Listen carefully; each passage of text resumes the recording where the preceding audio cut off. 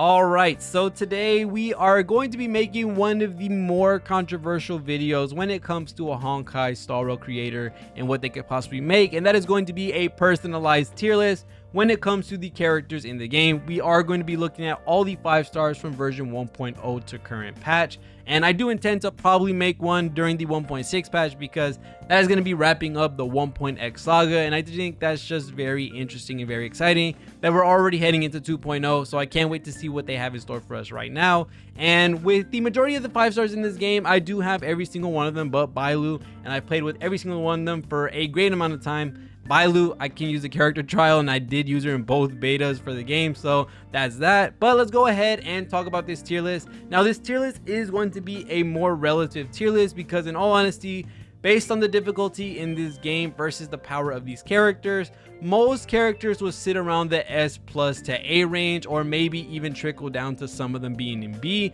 But in all honesty, having them in this format makes it a lot easier to see the tiers and see the thresholds that some of these characters have to build up, and know me saying a certain character is in B or maybe even C is saying that they're bad, because in all honesty, if that was the case, you would need maybe a G tier or FT character, and that character can still basically pass on MOC and 30 star it from start to finish.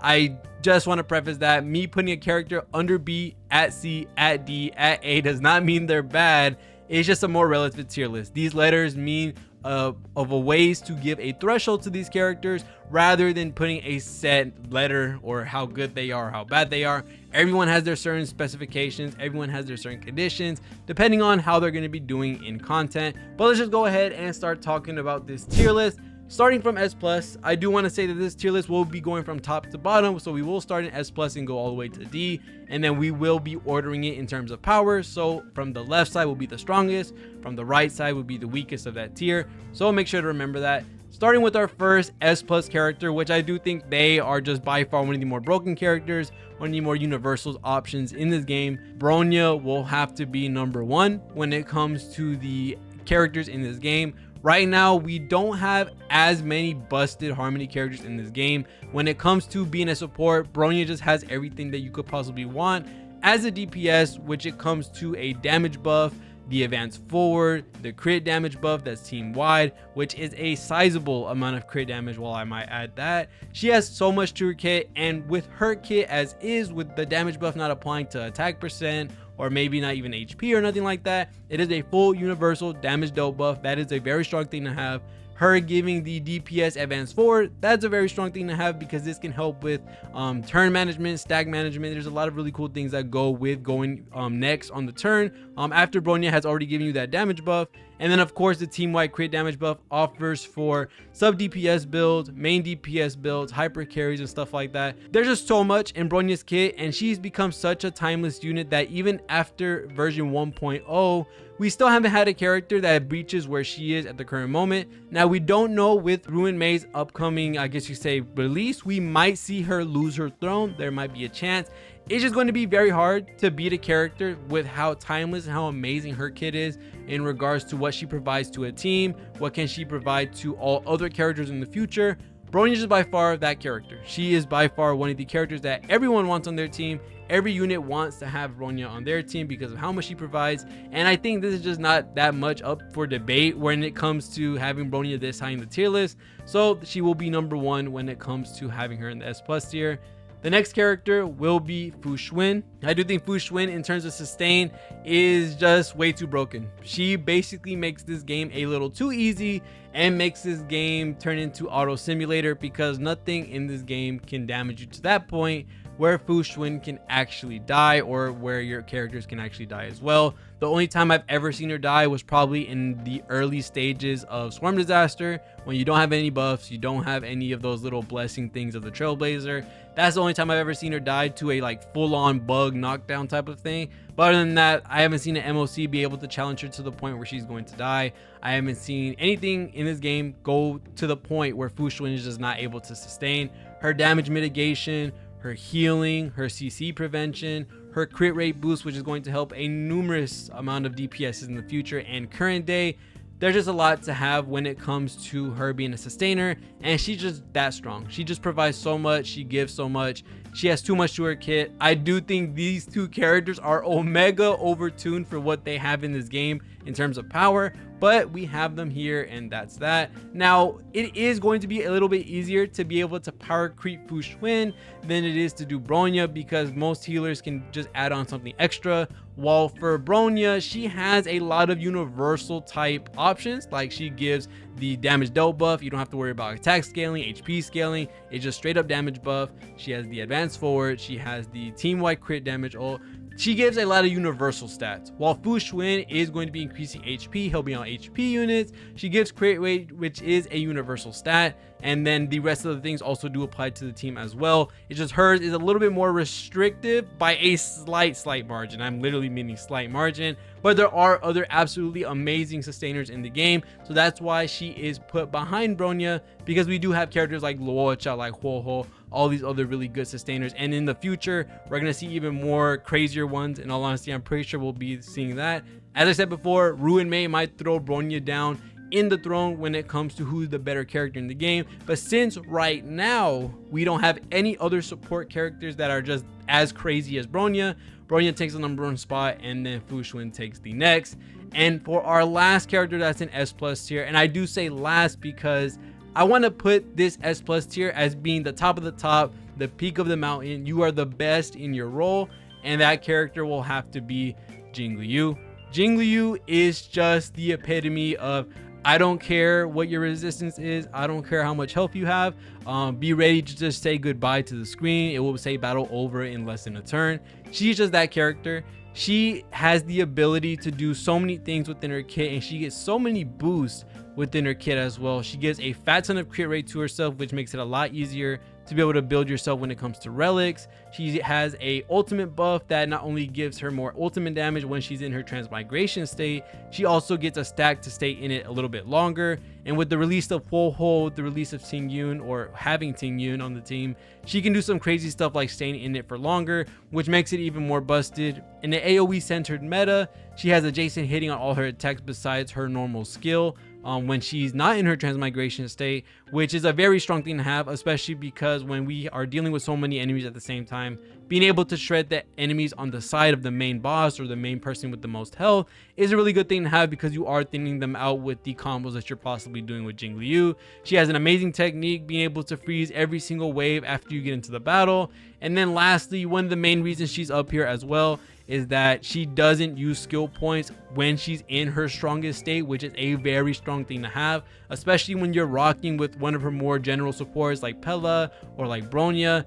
You are going to end up capping at possibly 5 skill points, because having a DPS that is this strong doing that type of damage and not using skill points at the same time is a very insane thing to have. Yes, she does need to use 2 to get into her transmigration state, but in her actual form, she's gonna end up not letting you waste 3 or even possibly 4 or 5, depending on the team that you are running. So yeah, having the adjacent damage, having all of those buffs on top of your kit, having the skill point efficiency, she just has it all. She is a crazy busted unit, and the reason she's put last on the S+ tier is just due to the fact that as a DPS, they will tend to age a little bit more easily when it comes to whatever characters that might come out, and Bronya and Fu Xuan are just more universal when it comes to what teams they can be put on, versus Jingliu when it comes to what team she can be put on. She may be working as a sub DPS in the future, but we're gonna need the supports to sustain that, so we'll have to see where that goes.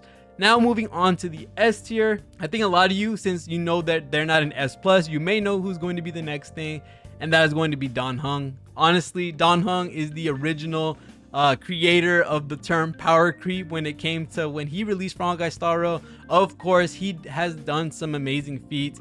He has so much damage in his kit. He has a lot of boosts in his kit. I remember reading it for the first time and seeing like when you use this many skill points, you get crit damage, you get outgoing damage stuff, you get imaginary damage on imaginary weakness enemies. Like whoa, why is he getting all of this? Like, why is he getting all of these like perks with his own kit?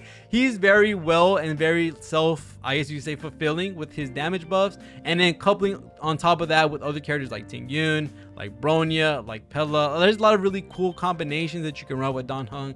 And of course, with him being as strong as he was before, we just saw that he was the originator of park creep when it came to him being released on Honkai Star Rail. We really didn't see that as a term or as an option up until his release, so of course we can see that he's going to be up high on this list. Now the reason he's going to be under Jingliu is just due to the fact that since Jingliu is way more efficient with her skill points and she's putting up relatively more or equal damage to Dan Heng, and Dan Heng needed to waste his 3 skill points, which isn't a problem in all honesty. Before we thought it was, but now when we're looking at it in terms of all the characters that are out right now, if you're building your supports correctly, if you have Hanya, if you have a very fast healer, there's a lot of ways you can continue to get your 3 skill points that you need to be able to proc his ability. And then his ultimate also gives you the free 2 that you get from his stacks. So there's a lot of ways to keep him from being skill point like omega negative because of your team. But the fact that he isn't as skill point efficient, for the fact that he has to waste so many to get his damage out, which is worth, don't say it. I'm not trying to say it's not worth, but it's worth it for sure.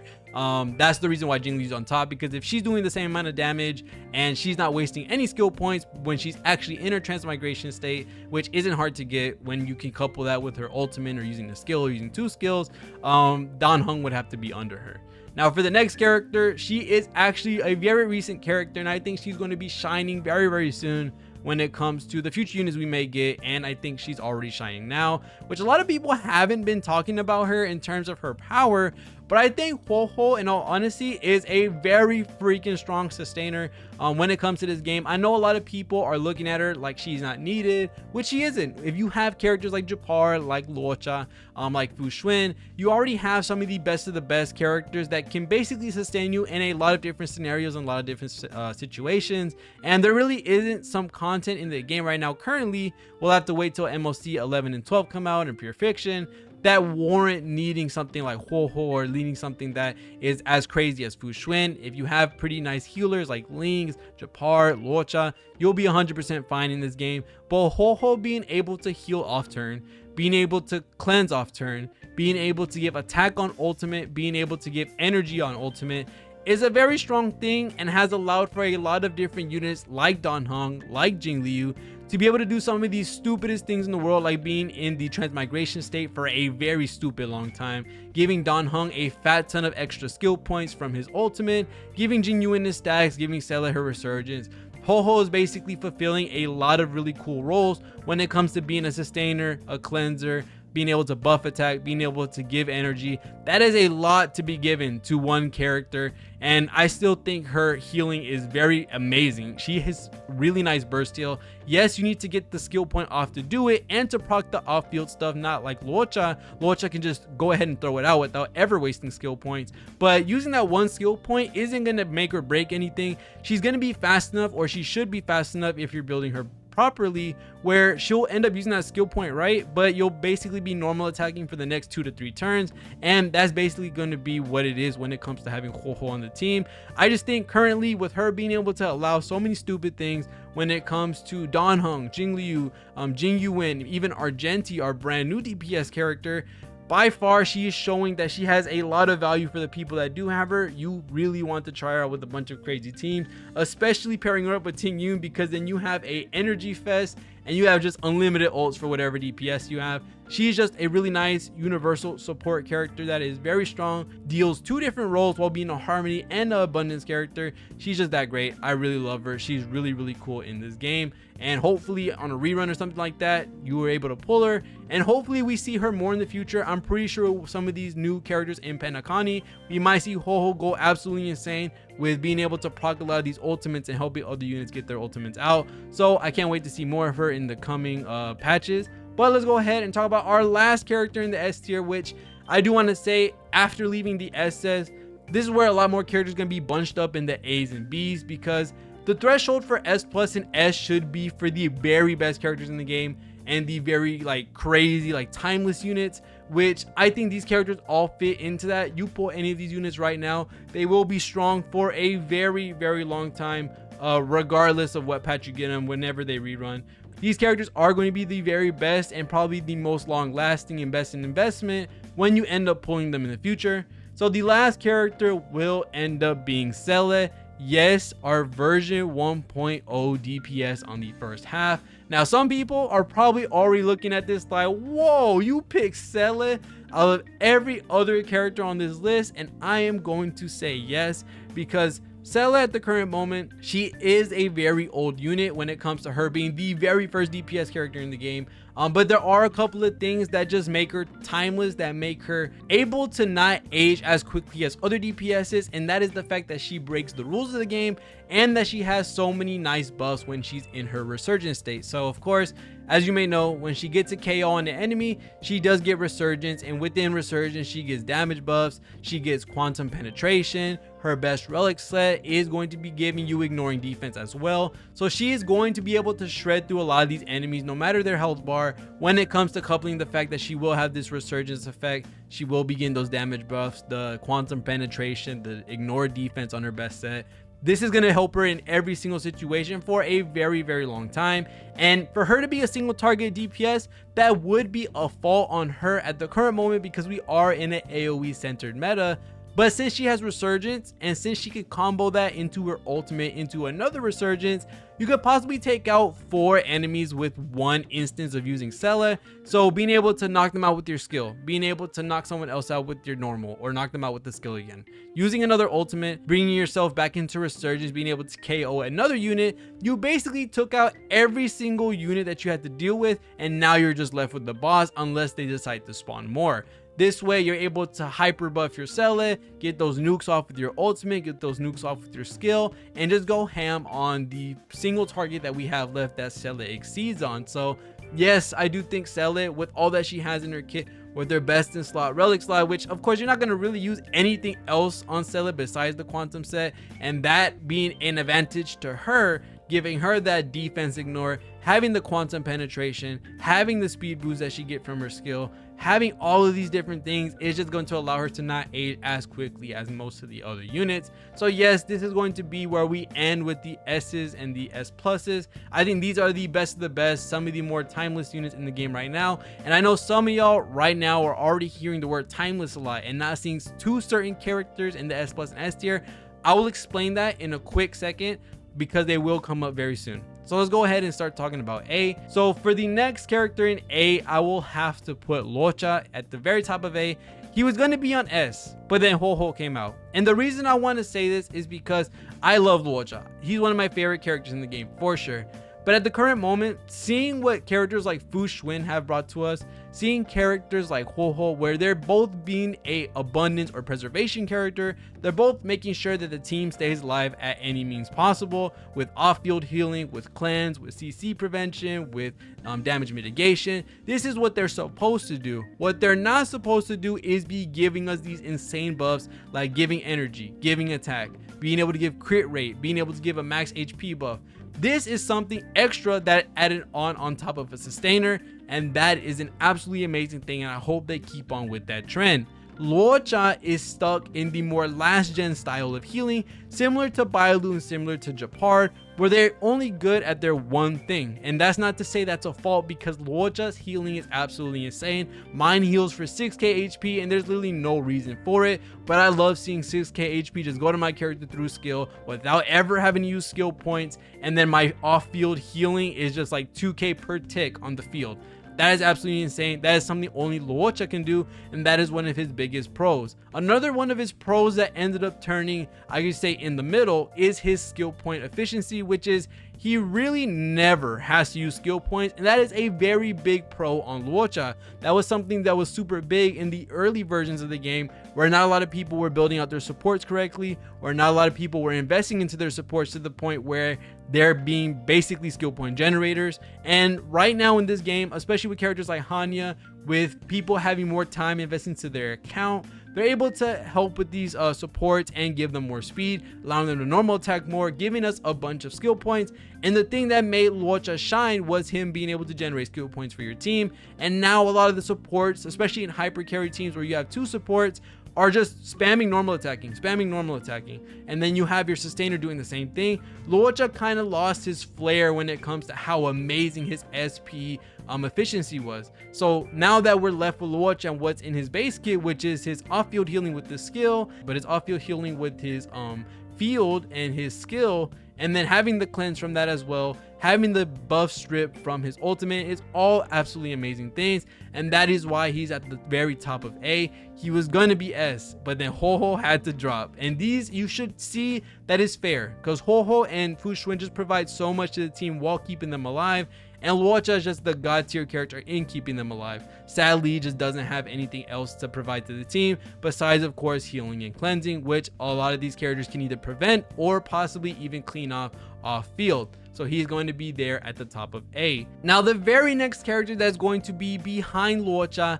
is the character you probably expected in S or even S+, and that is going to be Kafka. Now, the reason why she's in A and she's about to skyrocket into S or S+ is because at the current moment, we don't have an insane amount of dot units that are hyper specialized in doing a fat ton of damage through dots. We have seen them improve it very, very much with having Gwenifin and hers come out, where she has AoE burn, she has damage multipliers when you have the burn on them with the fire kiss. That is the right direction to go with Kafka, and that is by far one of the reasons why she's going to always be in A or S+ and above, because she is the definition of a timeless unit, because Kafka can't go anywhere but up from where she is right now. And it's sad to see that she doesn't have a crazy amount of dot units to deal with or play with right now, but in the future we will see a lot of them, and that's when Kafka is just going to skyrocket to the very top, because Kafka, no matter how you look at her kit, it will always be useful and always be needed in the game,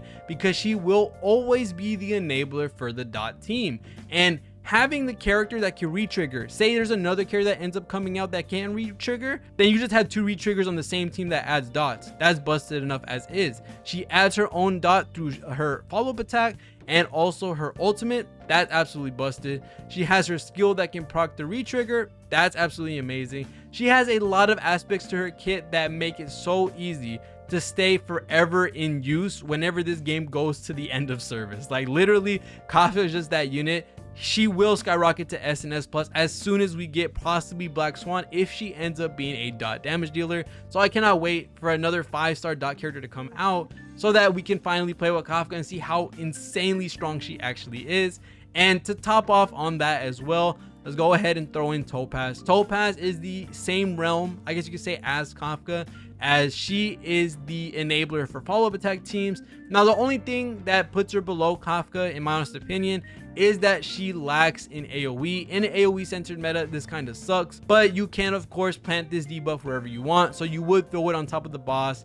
The boss takes a little bit more damage while you're dealing with these smaller units. It would be really cool if she had some form of AoE, but she is single target, but she stays in this higher slot in the list just because, as Kafka is, she will always go up whenever a new follow-up attack unit comes out. Whenever a new directed follow-up attack unit comes out, Topaz will be able to synergize and successfully be with them no matter what. Same way Kafka would be the same way if she got another dot damage dealer. So these two characters will always be a really nice pickup no matter when you get them. When it comes to a rerun or whatever happens, Kafka, Topaz are for sure a 100% worth investment if you're interested in doing either dot or follow-up attack teams. So these characters, crazy. These 6 or 9 characters I'm meaning are absolutely insane and will stay forever useful. And now we're getting into the you kind of less need them list. You kind of don't need to have them, but they're still absolutely amazing. The character I would put before or after Topaz, I guess you could say, would be Blade. Now, the reason I'm putting Blade so high up on the list is because he isn't a shining star by any means, and it hurts to say that when you are looking at Blade and how much I love playing with him, how he's my favorite character. He is such a really nice character when it comes to his kit and what he can do. He has a lot of sustainability. He is very, very SP efficient. You use 1 skill point and you get like what, 3 to 4 attacks free, and then you also get a free follow-up attack that hits full wave. His enhanced normals do adjacent hitting. His ultimate does adjacent hitting. He has the healing from both his follow-up attacks and possibly his ultimate. He is a very all-around character, and he's very easy to build as well for a lot of newer players or newer accounts that are coming into the game, because his best in slot is going to be a set that gives him a fat ton of crit rate, and then he uses one of the easier stats to get, in my honest opinion, which is HP percentage. Of course, it's all random, but it just feels like I get it a lot.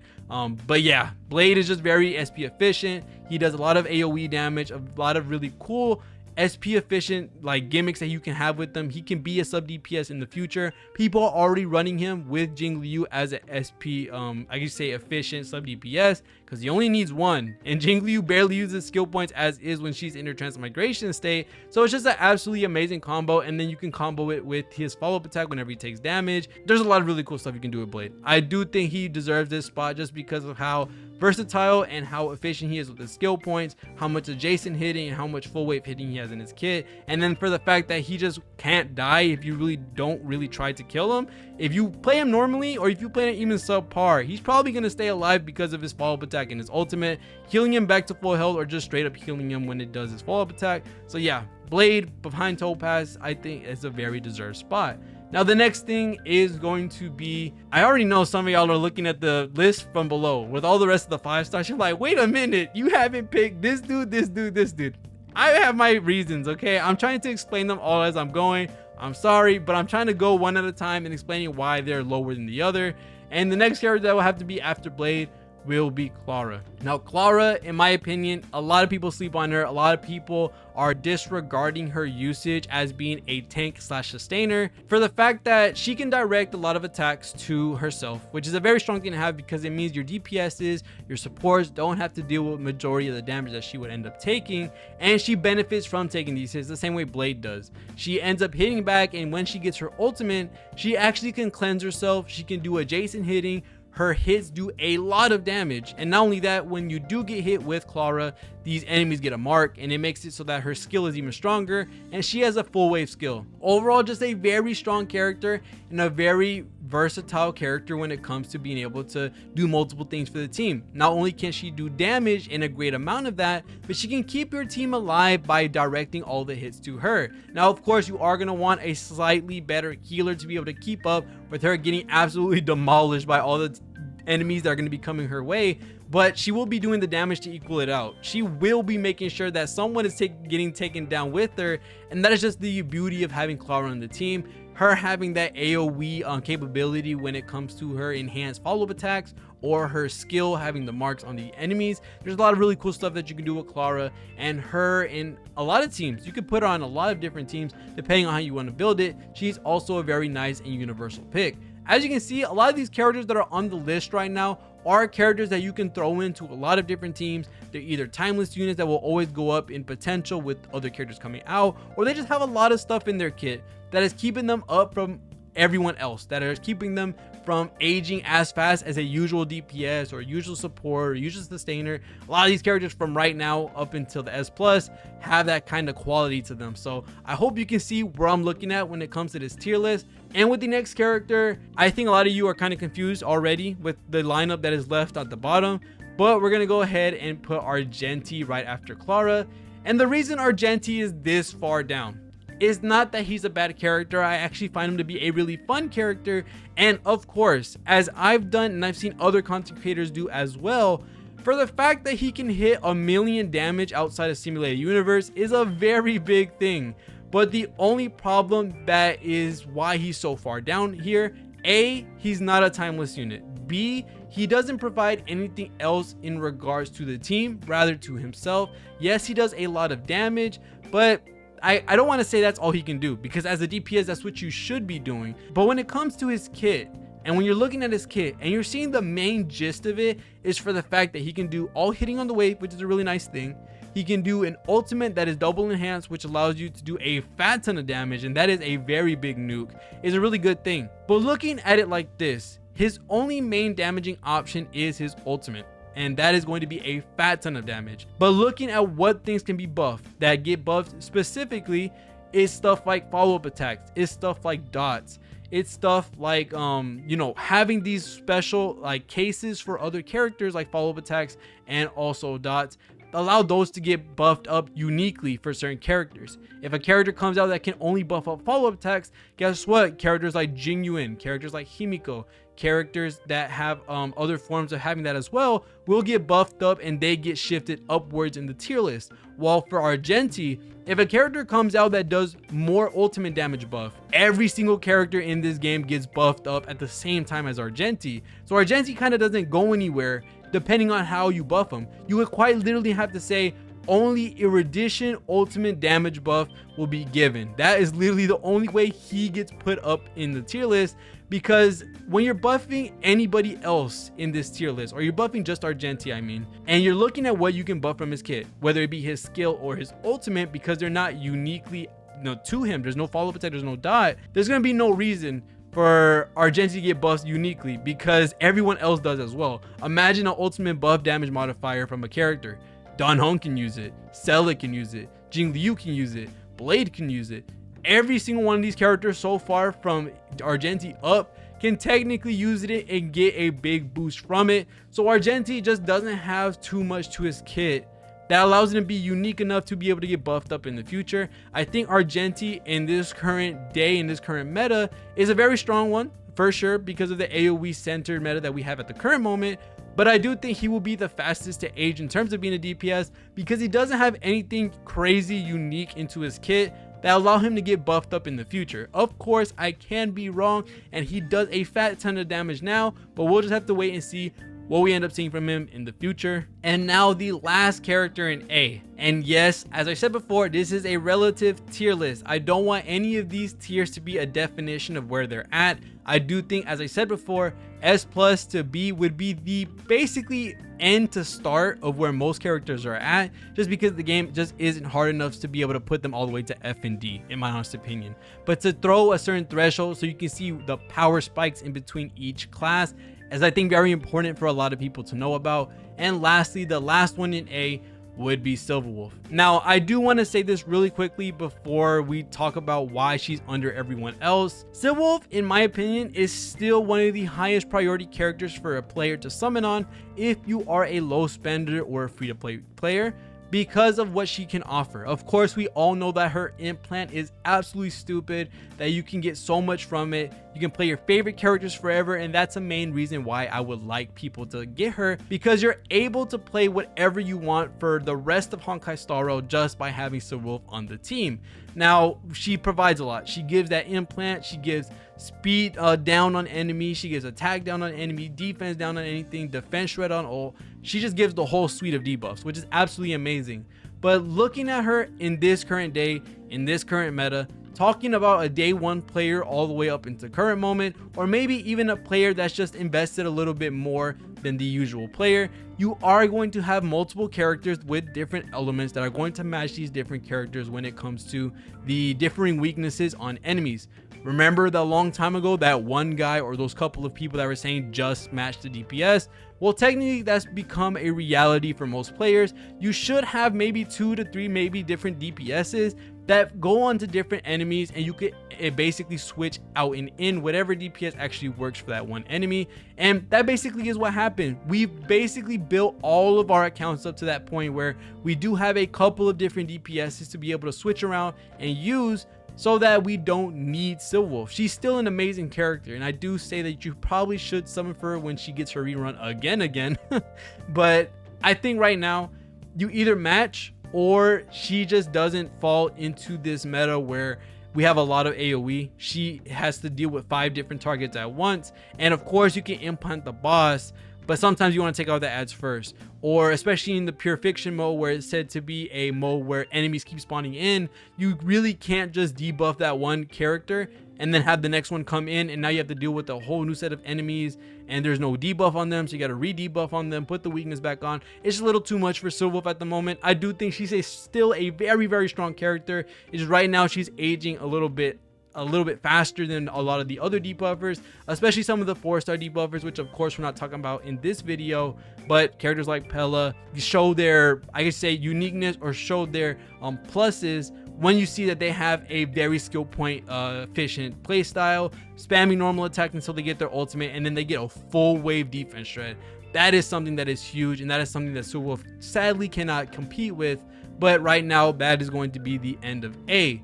Now we're going to be talking about tier B, and only a couple characters are going to be on here, because I do think from then on a lot of these characters do get clumped up together after B. So the next character to be in B is going to be Jing Yuan. Now, before the Reddit starts to get on fire over me, Let me explain. Now, a lot of these characters from A to S, I've already explained, either have a bunch of unique stuff that keep them from aging quickly, have a bunch of options that allow them to be more efficient in what they do, or they can do a bunch of AoEs. There's just a lot of stuff that these characters can do above B. Jingyuin is at the top of B, and he would have got pushed to A. But at the current moment, I think Jingyuin just has certain problems that, yes, you can fix. I know people say you can throw Asta in for the speed, you can throw Fushun in for the CC prevention, you can throw this, you can throw that, and this tier from B below is going to be the tier where either these characters are not suited for the current generation of characters that are coming out, or that they have problems that quite literally stop them from doing what they need to do. Jingyuin sadly has this problem where not only do you have to have enough speed, which you would need Asta or speed boots for, to be able to get the multiple 10 stacks of his lightning lords to be able to do the most amount of damage. Say you get your 10 stacks and then you get CC'd because you don't have Fushun or you don't have E2 links. That means lightning lord gets pushed all the way down, and that is a huge damage loss for Jingyuin. Jingyuin's lightning lord also is at a random chance to hit whatever enemy he wants, and he can waste 1 tick of damage on that 1 HP enemy. And yes, I know that these stacks transfer to another enemy if one ends up dying. Let's just say that 20k tick damage is going to hit a 1 HP enemy. So basically we did end up wasting 19,999 damage, and then the other stacks move on. That's still a bit of damage that we are losing when Jingyuin ends up fighting or hitting that random enemy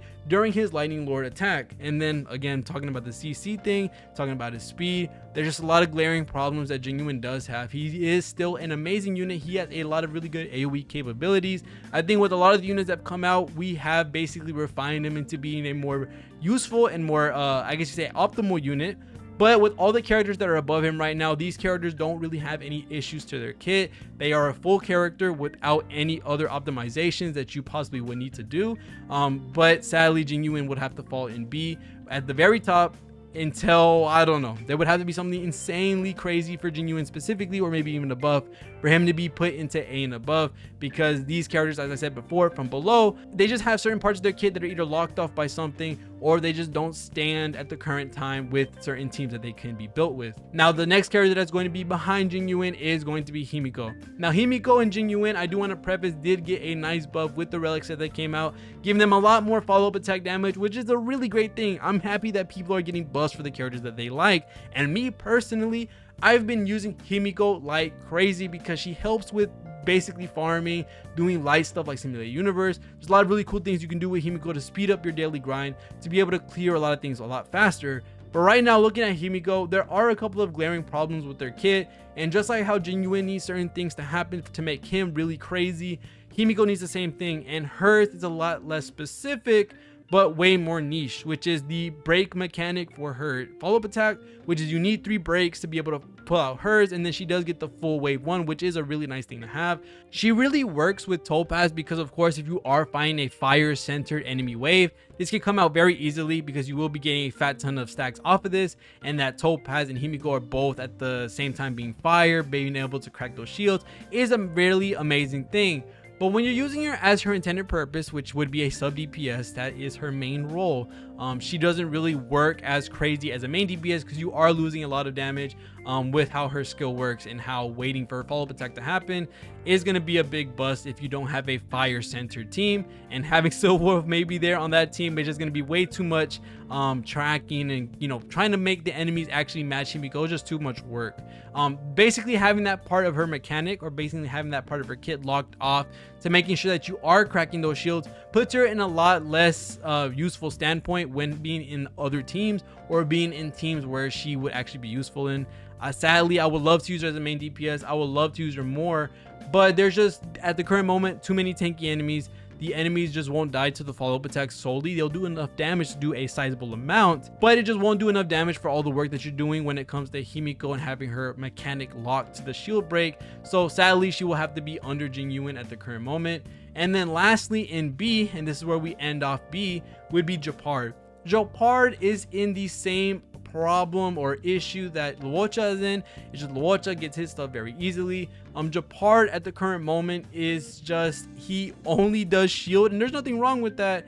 It's just he doesn't have any off-field presence. So after you use his ultimate, which it does come back pretty quickly if you are able to build him properly, he isn't able to save you from doing anything. He does have a revive mechanic for himself, but when it comes to Japard, he has no cleanse, so he can't cleanse you.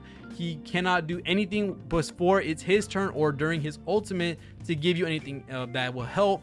He can freeze, which is really nice with his skill, and he can give you an insane amount of shield, but other than that, that's quite literally it. And for the characters that we have that are sustainers in the game, he can only do that, and that's the only thing he can do. Luocha has off-field presence, he can cleanse, he has an insane amount of heal on his skill, he has his field, he has buff strip, REHOO gives energy, attack, sustain, off-field presence.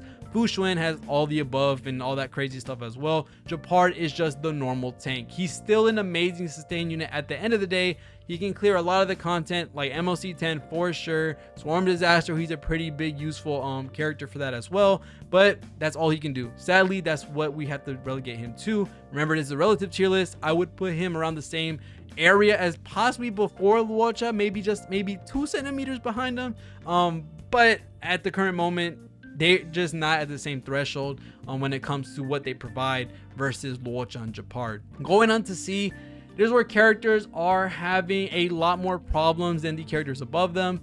And at the very top of that list would be Yanqing. Now, I know a lot of people are looking at Yanqing like, why is he so far down? Maybe because I don't know how many people actually use Yanqing, but he is a very nice character, especially for the early game of Honkai Star Rail, just because of the buffs that he gets, where he gives himself basically a guaranteed crit on ult if you have Soul Still Sync on. But as the main problem with his kit is the Soul Still Sync, which is the massive part of his damage, where you don't want to get hit. He quite literally needs to have Japard on the team so that he's able to have a thick enough shield in order to stop himself from losing the perk, which you have to get from using his skill. And then once you get his skill, then you can start doing damage. That's the only problem that Yanqing has. And with him, you know, basically giving all himself these buffs, that's a really good thing to have. Him having a lot of crit rate, him getting the crit damage boost from these things are really nice. But the fact that he quite literally needs a character to take the damage for him, and if he gets hit, he loses all of it, that's a very bad thing to have on your kit. Japard and Yanqing is a very nice duo. They do really nice damage. But for what every single other DPS in this game at the current moment has, they do not need another character to stop them from not doing damage. As I said before, Himiko and Jingyuan, yes, their mechanics are locked to certain things, but they can still function as a solo character. You don't need these characters to do the damage, because Jingyuan, even if he doesn't have, let's just say, the best of the best supports, right? He has bare bones supports. If you don't have Japard, you can't use Yanqing. That's basically, at the end of the day, that's what it is. You can have a low invested Asta, low invested Ting Yun for these characters, or any type of characters for Himiko and Jingyuan, but for Yanqing, if he doesn't have Japard, if he doesn't have a character that can stop him from fully getting hit, maybe like Fire MC, that's where we have a problem. He quite literally cannot function as a unit without Japard, without Fire MC. And if for the slight chance that you are using Fire MC and the enemy just decides no, or they just spawn in after the taunt, then you're effed. Yanqing basically just doesn't get his damage. So that's the reason why he's at the top of C. Next is going to be Bailu. Sadly for Bailu, there is a lot of things with her kit that stop her from being right there where Japard is. Again, we have the same issue with Japard, where we talk about her only doing what she can do. She can only heal, and she does have slight off-field presence, where she's able to give a revive to an enemy that dies. But at the current moment, with a lot of the sustains that we have from Japard up, it's very hard to die if you are properly investing in these units. And then for the invigoration, it's a really nice thing to have as well, but if you're getting nuked down, that ain't gonna help you. The invigoration is really nice. It heals you quite a bit when you do get hit, but that needs you to get hit to be able to proc it. So there's a lot of really weird things with her kit. And then not only that, her skill is RNG. The only time you get to dictate where her skill goes is the first initial hit of her skill, where she heals the first character, and then it starts bouncing everywhere to random characters. You might get unlucky. You might end up healing characters that don't really need it versus the characters that do. So that RNG part of her kit her having just a full screen heal on her ultimate is nice, but it doesn't really stop the, you know, really hard hits. It doesn't provide anything else to the team. So sadly, Bailu will have to be below Yanqing. And then next to it, which this is so very sad for me to say, and I mean this with a full heavy heart, and that is by far going to be Welt. Welt at the current moment, especially with how the game is at the current moment, he is a very skill point hungry character, and he is supposed to act as a sub DPS.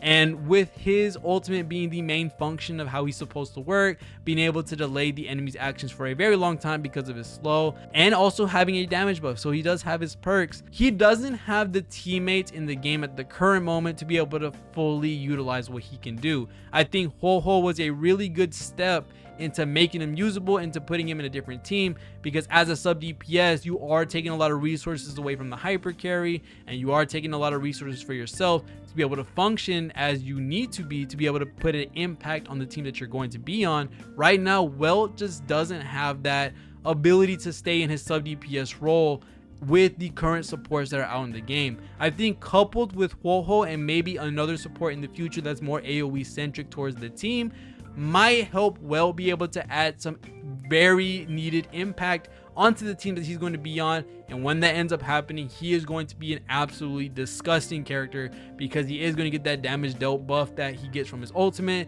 He's going to be able to help with the slow, be able to do more damage before the enemy gets to do damage. So there's a lot of really cool things that we're going to be able to do with them very soon. I just hope that we do get the support that he will need to be able to function as a character needed for a team. And lastly, the last character that's going to be in C is Fire MC. Fire MC really doesn't provide anything crazy to the team. She does, or he does, add a small shield every time she taunts, and she does have the taunt. She's a very strong character, very nice sustain. But of course, all the sustainers above her do way better in their job, keep the team alive way more easier. And I think, if I'm not wrong, you're not guaranteed the taunt. Like on the enemies, like they have the taunt, which makes them hit you, but they're not like 1000% guaranteed to hit only Fire MC, if I'm not wrong. I may be wrong in that, but I swear I remember using her for a very long time before I got my first sustainer, and I got hit with other characters while using her taunt. So I don't know, but right now every other sustainer in the game will be out Fire MC, going from where she is all the way up to S+. And then lastly, in D tier, we will have to put Physical MC. There's just every other character in this game will do better damage. They do have that unique mechanic of having their ultimate being split into two, so you can prioritize more single target damage or more AoE damage, which is a really freaking cool thing to have, which I hope they implement that to other characters. But basically every DPS in this game, going from Welt all the way up to Jingliu, they all have better scaling, they all have better modifiers, they have more uniqueness to their kit. There's just a lot more things you can do with these other characters versus Physical MC, and that is basically it when it comes to the tier list that we're going to have for Honkai Star Rail in version 1.5. I can't wait to see how 1.6 changes things. I can't wait to see where Ruin Mei and Dr. Ratio end up on this list. But this is where I put everyone. Remember, this list is not a full-on definitive tier list with where these characters land on the B's, C's, S+, and stuff like that. It is more relative. There's thresholds that certain characters have to be able to hit or don't hit that put them in these tiers. S+'s are reserved for the top of the top, the peak of the mountains. S+'s are the timeless units. A's are the characters that have a bunch of uniqueness to their kit, a lot of investment options, and then B and below are the characters that A, have something that they need to have on the team to make them function, need a lot of specific things to help them function, or just overall don't have a team to be on, or they just don't basically have any useful aspect to them if you own an account older than the day. So other than that, that's going to be it for this video. Let me know what you think about it in the comments below. I would love to see some discussion about this. Be respectful, be positive. If you want to talk about a certain placing of a unit and you don't like it, keep it in a respectful manner. I would love to talk to any of y'all in the comments that talk about this video. But other than that, thank you guys so much for watching. See you on the next one, and peace.